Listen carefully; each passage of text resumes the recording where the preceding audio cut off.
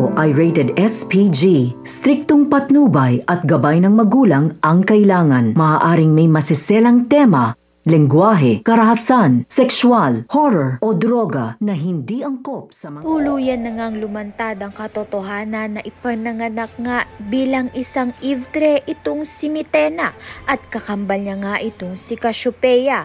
Subalit sa mata ng Encantadia, si Mitena ay isinilang bilang sumpa, kaya naman nga pilit nga siyang itinago at itinakwil hanggat sa wala nang natira kundi puot at galit na lang ang nararamdaman nito ni Mitena. Hindi naman nga siya masisisi kung maramdaman nga niya ito dahil ang sarili pa nga niyang magulang ang nagtakwil sa kanya. At dito na nga'y mas makikilala pa natin itong si Mitena, ang babaeng bumangon mula sa pagkalimot.